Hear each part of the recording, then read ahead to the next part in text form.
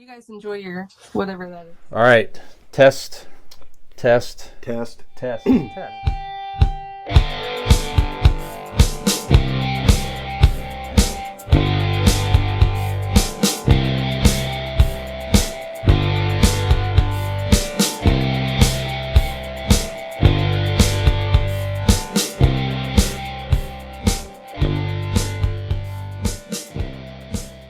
3, 2. Welcome back to segment 3 of episode 193 of Convincing Idiots. My name's Dean, the Zennial, here with Gen X Brian. We are talking about this stupid voice and why I keep doing this. No, ladies and gentlemen, we have our main event. Our topic of the week is our Mount Rushmore. Again, we're idiots. Our Mount Rushmore of our favorite female villains. Right. I know out there, everybody loves their mama, loves their grandma, loves their sisters, loves their female dogs. You know, love the bitch. But we all do know, that villainous female out there. Whether it be on screen or maybe you work with her or maybe it is your mom. I don't know. No But X's, anyways, right, Dean? Yeah, there, you said it. Okay. There's there might be an X out there, one or two, that for people, not us, we get along with everybody and love everybody. But there might be some X's out there for people that they're all a bit on the villainous side. So we are going to discuss our Mount Rushmore of female villains. Okay. On a side note, Brian, there's been a lot of talk. Speaking of females, I've heard more conversations about the WNBA over the past 2 months than I ever have, with being on social media. Are people actually talking about it? Yes. Have you've heard this too? I haven't heard this much conversation and excitement about a female athletic event since the British Bake Off. It's crazy. Yeah, it's Caitlin Clark from college, from Iowa. She was in the top scorer in college basketball history, joined the WNBA, so it just got a lot of instant added popularity, so that's it. And some of these veterans I see are not happy with them, with the rookies and getting all the acclaim. And she's gotten some hard fouls and things, so that's a topic of conversation as well. Then it's a whole dynamic of, not unlike Larry Bird getting into the NBA in his time. Are you just talking about him because he's a good white player and she happens to be white as well? So it's got that racial dynamic and everything. But at the end of the day, they have more, like you say, more people are talking about it, more people are watching it. And if it helps the league, then that benefits everybody potentially, right? So, we'll see. But you're right, it is a lot more talk than many years prior. Well, good for them, right? Sure. So, absolutely. All right, so let's start this off. Do you want to go? You go first. Who is the first name on your Mount Rushmore? Now, we talked about this offline. The criteria, we're idiots, so it doesn't really, we don't have a set criteria for it. This could be an actress doing the role, not the actress herself, but the character that she's portraying, or it could be just a character in general. Sure. So. Yeah, I have a lot of mine are actresses playing a character, but not all. So, that's exactly what you said here. So, this is a question for this topic we found off X. So people put these interesting random questions out there that generates conversation and all that. And this happened to be the person who posted this. I didn't take the name, so I apologize out there, whoever started this particular thread. But I agree with this first choice. It is from the movie Misery, the Stephen King adaptation of Misery. The character is Annie Wilkes, played by the great Kathy Bates, one of her best roles, period. I think she won an Absolutely. Oscar for this, if I'm not She mistaken. did. So, yeah, and just and top to bottom, one of the best Stephen King novel adaptations, Oh, period. sure. Also, if arguably the best. I mean, you really can tear a lot of these down and really argue for some, like The Shining, certainly this or that. The But Langoliers. yeah, right. Sure, of course. Um, no, Uh, there's something so creepy and disturbing yes, about her sweetness in that very movie. believable. Yes, like where it would. It's like just I have a lot of relatives from the South, and there is that Southern sweetness that could easily change on a fucking dime. Yes. You know, if you say the wrong things, you go from Sunday best to midweek blues real quick, Mm-hmm. and that's what Kathy Bates did best in that. Absolutely. Again, you just felt the fear and the angst of James Caan in that bed, just trying to get out of there. And again, you could just picture something like that really happening to somebody. It happened to be wrong place, wrong time, Yep. odd circumstances, and you're out in the middle of nowhere.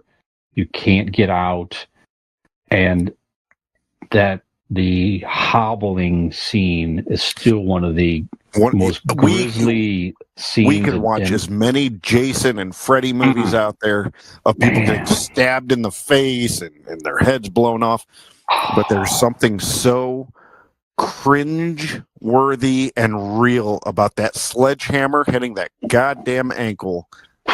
Oh my God! Him with the fucking towel in the mouth, just the anticipation, and he knows it's coming. He gets nothing to do about it.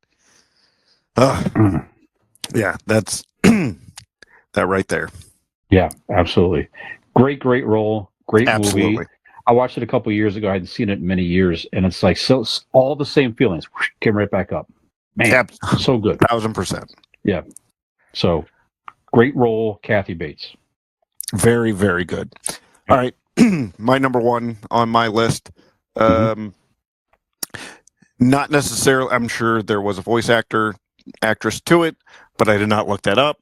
I'm just going on one of the best bad guys in animation. I'm going Ursula from The Little Mermaid. Sure. She was cool. She was confident. She was cocky. She was a badass. But that bitch was evil. Mm-hmm. She took my girl's voice. Sure. She had such a pretty voice, Brian. Give me all the feels. She took it. She took it away. Never forgive her. Ursula, one bad bitch. That's right.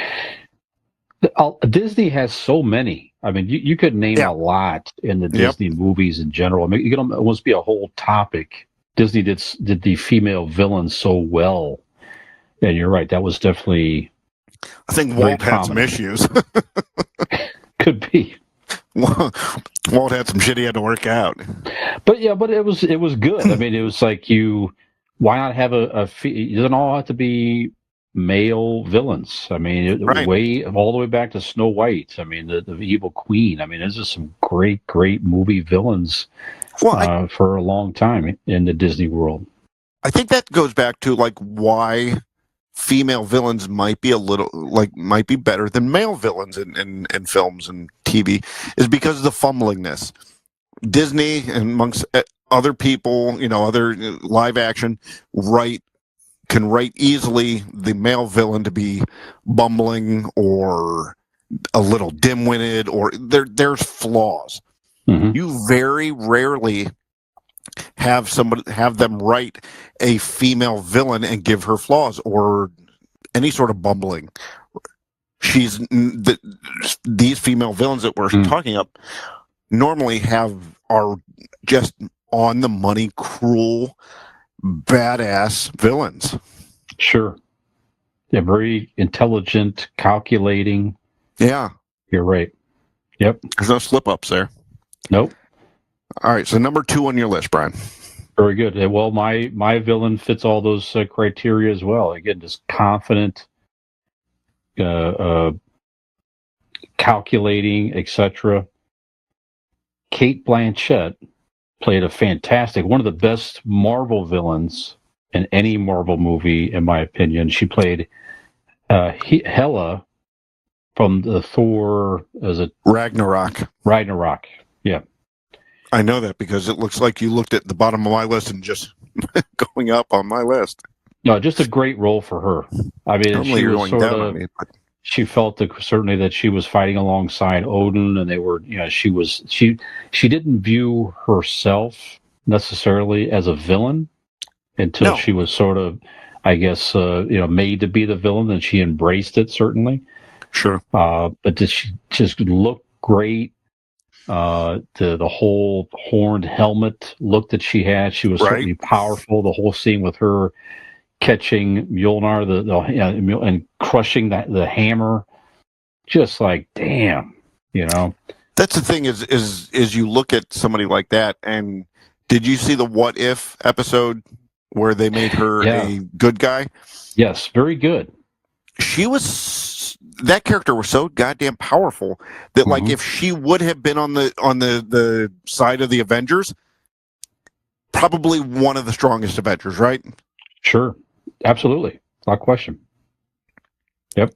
She could have easily taken out Thanos. Oh, sure. And let's be honest. Of all the female villains, one of the most attractive. Let's be honest. Yep, easy on the eyes. Yeah, Absolutely. Yep. yeah, can't complain. I wouldn't kick her out of bed for eating cookies. That's for sure. Nope, Mm-mm. not at all.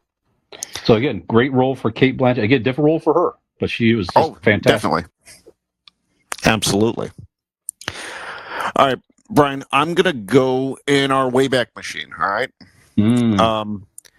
I think it was back in the 70s. There was a little movie called Mommy Dearest. Faye Dunaway played Joan Crawford in Mommy Dearest. And what makes her so hateable and villainous? Because Joan Crawford was a real person in real life. She was an actress in the early movies, and she famously was not nice to her children or to anybody else, with the drinking and the beating and the no more wire hangers. Yeah. And then beat her daughter with the wire hangers that were in the closet. Faye Dunaway did such an incredible job with this troubled and flawed woman that Joan Crawford on this list isn't Hela. She isn't Ursula. There's no powers. There's no essentially killing anybody. It's just being cruel and diabolical in real life that makes her probably the worst villain on my list because of the real life villainy that she did and portrayed in real life. So yeah, Joan Crawford, portrayed by Faye Dunaway in the movie Mommy Dearest. Very good. I don't know if I ever watched that movie. I know exactly what you're talking about. I don't know if I ever saw it. It's not easy to watch. Like, it's a good movie, don't get me wrong, but those scenes are they're rough to watch. Or beating those kids and such. All right, what about you? What you got for number 3? Number 3, one of my favorite, some of the favorite work of Quentin Tarantino. I mentioned before the Kill Bill movies, Kill Bill 1 and Kill Bill 2. Those movies had some of the best female villains in cinematic history, in my opinion. So I'm going to give you from Kill Bill Volume 1, Lucy Liu portrayed Oren Ishii in that movie. Again, just super smart. She was an assassin. Yep. Cold, calculated. Cold calculated, yeah. And the scene where she ran across the table and chopped the guy's head off for being insolent, just to get a rise out of everybody. Like, okay, you're not going to insult me. Ran across the table, cut off his head, and kind of toss it across the table. That got attention. That would make people, that'd make you pay attention in a board meeting, for sure. No question about it. Just great. And you should try that at work. I like that. Yeah, I've had a feeling this week with the people with various emails I got from certain people, and I want to cut their head off virtually. Well, Carter has a katana that you can borrow it. I like it. I may have to do that. Yeah. And the scene when she fought Uma Thurman in that movie, it's just the scene itself is such a beautifully shot scene, sword fighting and all that. It's snowing. They're out in this garden, and there's this fountain that fills up with water, and it just clink. So it's just a beautiful, peaceful surrounding, and these two ladies are fighting to the death out there. So, man, great villain, great role for Lucy Liu. So fantastic. There you go. All right. Next on my list, I'm going to have to really work at pronouncing this girl's name here. The character is Catherine Matuli. Catherine Matuli, portrayed by Sarah Michelle Gellar in the movie Cruel Intentions. Oh, man. Cruel Intentions was a very, like, if you go in a time capsule and go, that is quintessential 90s. That movie, given the obviously the time period, but the look, the music, the speech, very, very quintessential 90s. And Sarah Michelle Gellar was exactly what the title was, Cruel Intentions. So, she was befriending this kind of loser of a girl just to fuck with her, just to ruin her. And it was almost like the movie Mean Girls, but not funny. What had Ryan Phillippe in it was the boyfriend. She was on a different level. Like, you've seen Sarah Michelle Gellar in Buffy the Vampire Slayer and all these great movies, and was she in the I Know What You Did Last Summer? Don't remember. I don't remember. Anyway, she's been in a lot of these great movies, and a lot of these great 90s movies, and she's always been that, she had that spunk to her. This was just pure cold bitchiness. Just evil, just like the other one, the Joan Crawford one I had. It's more of a realistic portrayal of evil and dickheadedness. So, Catherine Matuli, I'm probably butchering that. Sarah Michelle Gellar in Cruel Intentions. Very good. Next one I have is a very popular villain in the comics that they talked about bringing to the big screen. And a lot of people I think they sort of were vying for this particular actress to play the role, and she did, and really played the villain perfectly in many respects, even though a couple of the movies that she was in was not so good until the last one, in my opinion, but played the character very, very well. This is Margot Robbie playing Harley Quinn. Oh, yeah. So Harley Quinn was a very popular, Joker's girlfriend, another kind of insane, female-ish, version of the Joker, if you will. I shouldn't say female-ish, but a female Joker-ish character. That's probably a better description. Yeah. So in the animated series, also very good. The voice Sure. actress who played Harley Quinn was against Mark Hamill's Joker, if I'm not mistaken, in Batman the Animated Series. Yep, that's right. Was very, very good. And again, Margot Robbie just played the character very, very, had a great look, played it great, insane with the big hammer and everything. So just She might be one fantastic. of the handful of actresses who can look like, in a movie, look like she hasn't bathed in days and still be incredibly fucking hot. That's right. Yeah. Not many actors could pull that off. You're exactly right. No, but Margot she does Robbie, it quite well. She definitely can. So great role, great villain, and the Suicide Squad movie with James Gunn made was great. Really helped kind of wrap up that tenure of probably the last time we'll see her playing that character in the movies, I would guess, but ended very well. I agree. All right, so I'm going to call some audibles here because you took my last two, and I want to get a little difference here. I'm going to go with, are you familiar with the actress Louise Fletcher?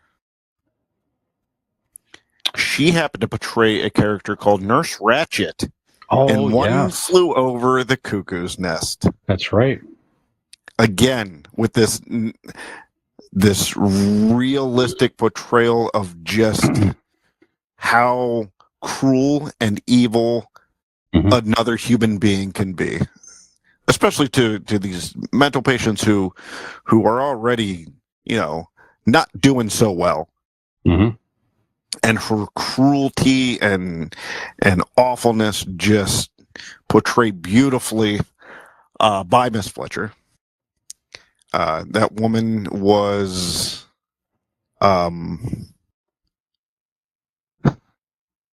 perfect for the role. She was, just real life cruelty will always win when I'm looking at villains. So, Nurse Ratched, One Flew Over the Cuckoo's Nest. Very good. Yeah, I think she just passed on within the last year or so. Yeah, I believe so. And she won a Best Supporting Actress, I believe, for that role too, if I'm not mistaken. I think so. Yeah. Yep. Very good. Next one I have, again, Kill Bill makes a reappearance here for me. It had, again, a lot of the movie was filled with powerful women on both sides. Certainly Uma Thurman as the heroine was fabulous, and multiple very good female villains. The character in Kill Bill 1 and 2, Elle Driver, it was just a different role for this actress, or you were used to kind of seeing in a very sweet roles on screen. Mermaid with Tom Hanks, but in this role was completely different from her. Daryl Hannah played Elle Driver. She had the eye patch. She had her eye plucked out. She was really, really just evil. Smoking cigarettes and just foul mouthed and good. And again, the scene with her fighting Uma Thurman in the small trailer after she unleashes the poisonous snake on the guy. Incredible! Those two had, to have that, or I mean, they didn't choreograph it, but somebody else did. But to pull that off in such a small space and be such a badass fight. Yes, just fabulous. Yeah, she was pretty awesome. Yeah. I think that's what helps when you take somebody so beloved and wholesome like Daryl Hannah and you go, let's flip it on its head. She's going to be the villain. And you realize, oh shit, she has that in her. Oh yeah. Yeah, it's pretty awesome. It was pretty awesome to see. All right, so I went with Nurse Ratched. My last one here, Brian. This was on the fly because I was watching the movie earlier this week, and I realized that this female, this villainous female, was famous in many, or not many, but other ways that I didn't, even as a child, I never understood. I am talking about the evil Miss Ruby Deagle in the movie Gremlins. Oh, jeez. When she, from telling the woman with kids that whether being mean about them having no heat and she wants to kick them out of their house, to wanting to kill the dog and eat him or whatever she said, she was just, even as a child, it just angered me to no end when that woman came on the screen. She was such a brilliant actress. And do you realize who she is? Nope. Until this week, I didn't put two and two together that Miss Deagle is fucking Flo. Oh, that's right. Right? From the Alice show. That's right. From Alice show, yeah. and Flo. Right.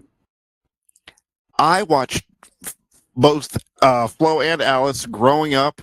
I watched Gremlins growing up, and it never occurred to me it was the same actress. And she was so saucy and smart ass and funny and likable.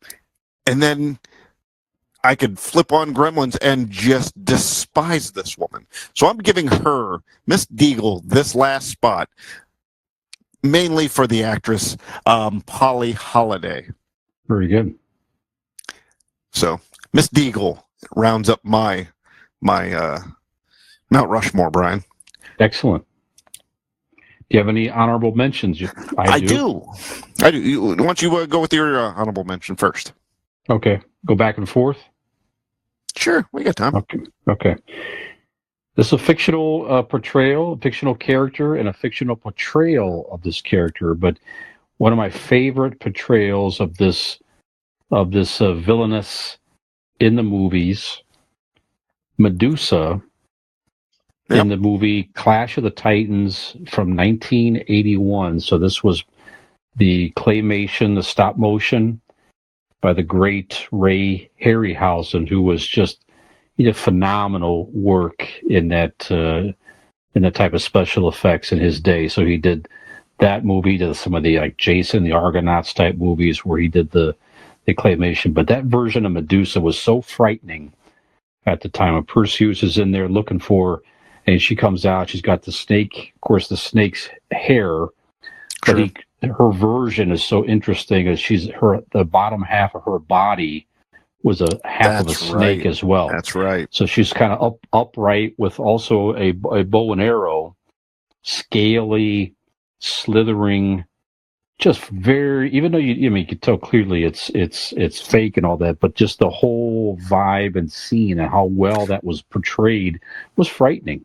The one thing I never understood, though, she could wrap her bottom snake part around a dude and crush him. She could look at him and he turns to stone. Yep. Why in the fuck does she need a bow and arrow? Wow. She was just very deadly, man. I guess. Long range combat, I guess. Sure. All right. Well, there was a scene when she shot a guy with an arrow and he fell, and then he turned around and looked at her, and then she got him with the stare, turned him to stone right there. I'm going to get you there. Absolutely. Yep. There you go. Medusa. All right. Medusa. Very good. Mm-hmm. All right. I'm going Regina George in Mean Girls, portrayed by Rachel McAdams. There you go. Again, comedy version of it, but just cruel and mean to other girls because she's a mean girl, and she did it very well. Regina George. There you go. Excellent. I'll give you another fictional character, animated character. Mm-hmm. One of my favorite series, I think one of yours as well, Futurama. Mom on Futurama. So Mom ran the whole Mom evil corporation, just evil, comically evil, taking over this, that, she was put so many, so just a great, funny villainous character. And I don't know who did the voice of Mom, but she was fantastic. Okay. So there you go. Mom from Futurama. Very good. All right. So, well, I had Medusa as well. So I will go with. So I will go with generically the character because she's been portrayed in many films and many cartoons and comic books. I'm going Catwoman. Yes. I mean, very good. You know, she's the sly and cunning villainess, right? Mm-hmm. She didn't really, I don't think, go out to hurt people, but you know, she got what she wanted, what she needed, and she just did it in a villainous way. Very good versions. Again, that's another character where, certainly everything was good. Comics, she was great and intriguing. Yep. Animation, the movies, a couple different very good portrayals, not unlike the Joker, right? So you have the Michelle Pfeiffer version with the Michael Keaton Batman, right? Yep. And then Lenny Kravitz's daughter Zoe in the last the Batman movie, right? Yep. So yeah, very interesting character for sure. Good. Let's see here. I haven't watched this movie in a long time. Again, another movie that just kind of puts you in it. You could feel it. You could. It's a believable type movie. The character was Alex Forrest, portrayed by Glenn Close in Fatal Attraction. Ooh, yeah. So good. Yep. One of Glenn Close's best roles. Again, he killed the goddamn rabbit. Yes. I'm not going to be ignored. No. Mm-mm. And Michael Douglas was just powerless. Powerless against her in that movie. So good. But again, you could picture that type of stuff happening. And that's the scariest part. I bet you people watch that movie. There's not a doubt in my mind where some people watch that movie and some dude may have been slightly entertaining, trying to maybe have an affair with somebody. He watched that movie and he was like, "Nah, I'm good." Yeah, I'm that good. movie probably saved some marriages. I'm not even kidding around. Saved some lives too. Probably did. Probably saved a couple of rabbits. Right? Definitely that. All right, so I'm gonna go with my next one. Mm-hmm. I'm going. Might be cheating because she's technically a robot, but still a girl robot. I'm going Megan from the movie Megan. Sure. And I'll give a shout out to the two actresses actually that had to portray her. With Jenna Davis and Amy Donald portrayed the robot, murderous female robot Megan. If you haven't seen it, it's a fun movie. It's a lot of fun. I definitely recommend that. I've seen it twice now. Oh my gosh. Okay. Haven't got to that one yet, but I know what you're talking about. Dude, you'll love it. Okay. Definitely up your alley. The AI robot, right? Is that what it is? Yeah. She comes to. Okay. She's made to be the girl's friend and ends up being sentient. And the ending is wild and awesome. Okay. I don't know if you know this movie. I Care a Lot. I can't remember where or if it was on streaming. Definitely a great watch. So the character in this movie is Marla Grayson, played by the actress Rosamund Pike. Just vile character and just portrayed so well. The character in the movie basically ran a business where they would locate seniors, that had assets, and somehow go in there and convince them to allow them to be like the power of attorney over their assets, and basically just take their stuff, take their money, real life type villain stuff, exactly. And then take the person and lock them away in a home or something like that, and they were just powerless since they signed over the control of their estate or whatever. How do you think I'm going to gain control over this fucking podcast? Exactly. Someday. Mm-hmm. Putting you in a home. I don't know what I signed the other day. Out drinking with you, but You don't worry about that. It'll be fine. Okay. I was told it was just an autograph. Yeah. Well, I'm a fan. Mm-hmm. Mm-hmm. So is my lawyer. Go ahead.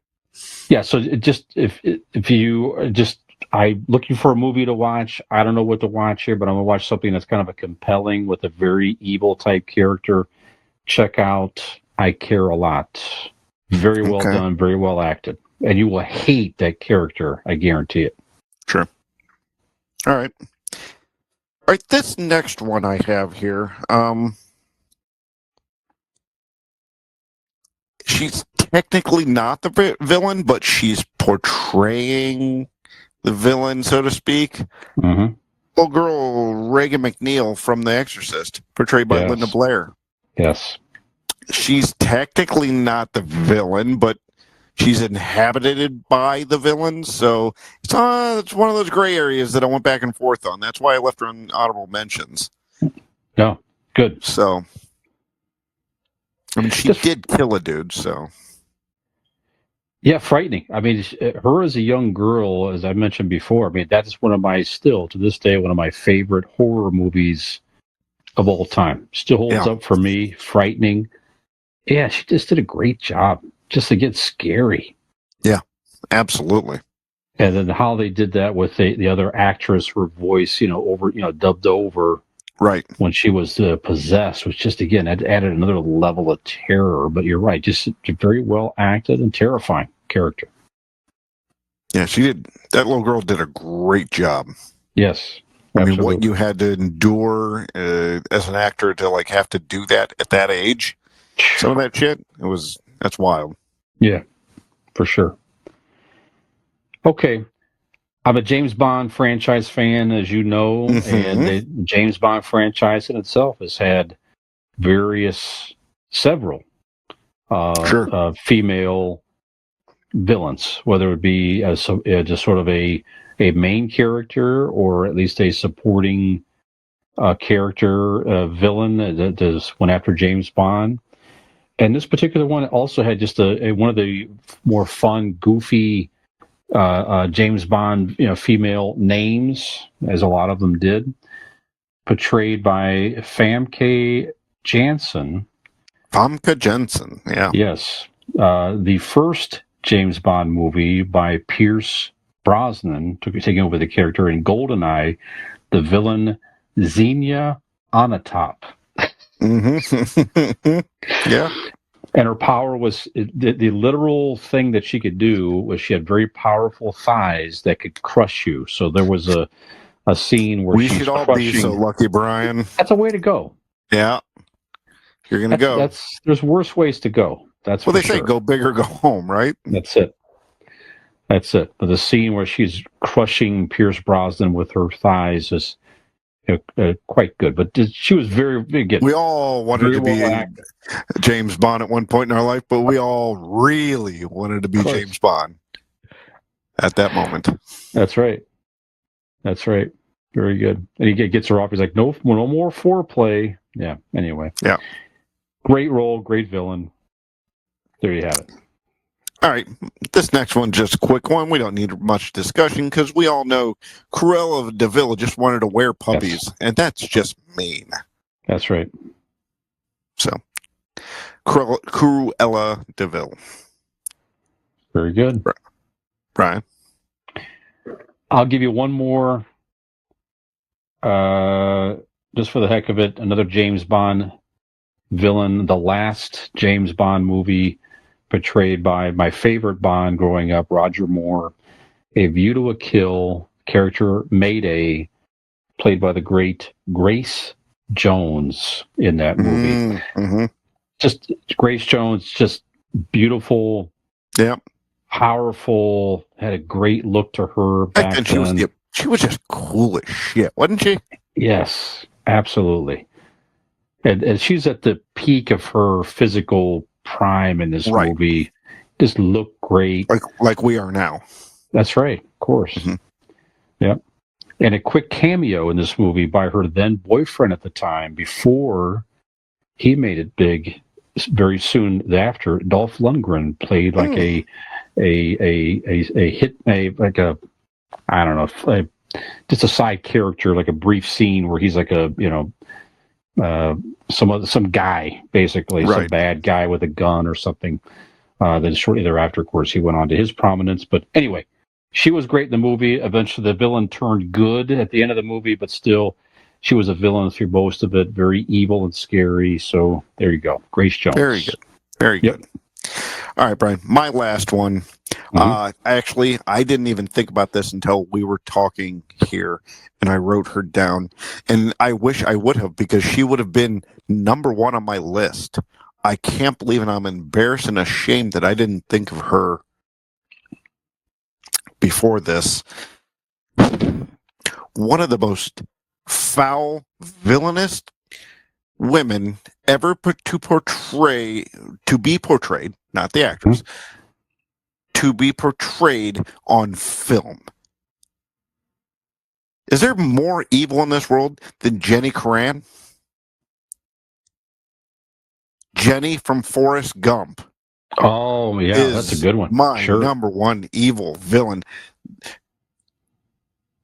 Terrible. The awfulness of that woman, just treating Forrest like shit through decade after decade. She tried to give him AIDS.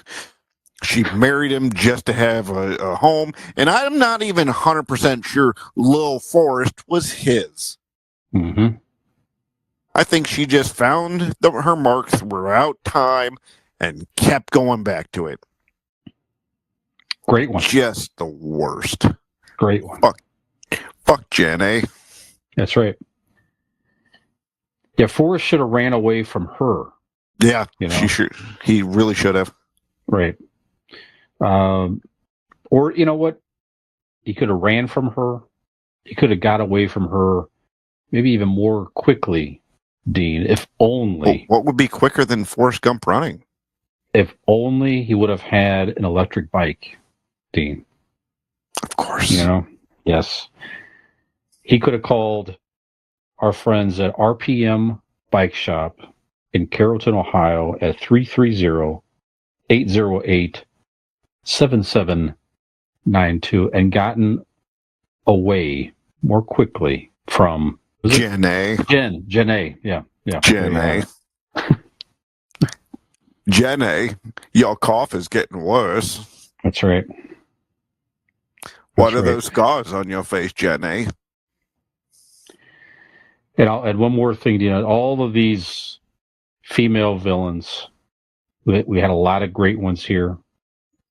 Most of them just cold-hearted, may have had a heart of black, if you will, right? But the opposite of that, heart of gold. Mm-hmm. And that makes me think of our friends at Golden Heart Tattoo, Dean. So if you're kind of feeling maybe a little villainous yourself, you're kind of feeling like a badass or something like that, what better way to get yourself a tattoo, right? Embrace your dark side, embrace your villainous side. Give them a call at 234-706-2982. You can also find them on Facebook and online, goldenhearttattoos.com. Brian, I'm considering getting a tattoo on my ass that says Jenny gave Forrest AIDS. What do you think? Sure. Yeah? Okay. I like it. I'll make the appointment tomorrow. There you go. Well, as Forrest had to run away, we too have to run away from this particular episode and bring it to an end, Dean. So, remind you again, find us out there wherever you listen to podcasts. I'm sad that we're leaving. That's right. That was not Tom Hanks, ladies and gentlemen. In case you're only listening and confused. Listen wherever you listen to podcasts. Find us on our YouTube channels.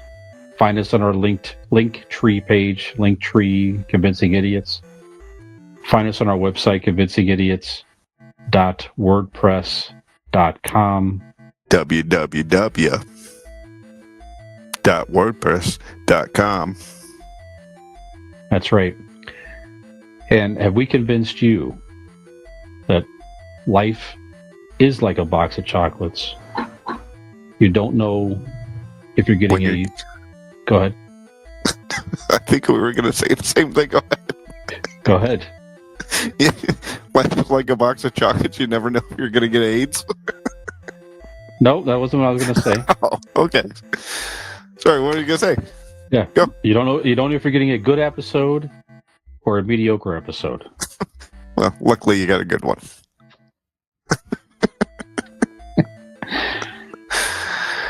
We'll see you next week.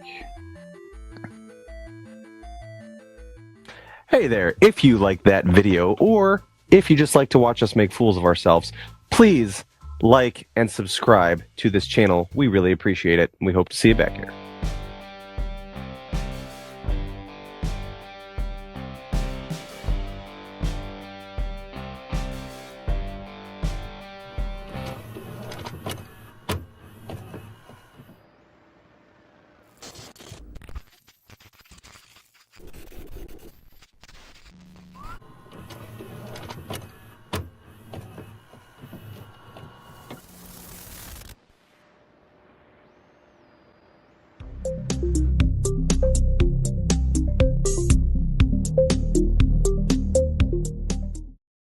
Ham gravy.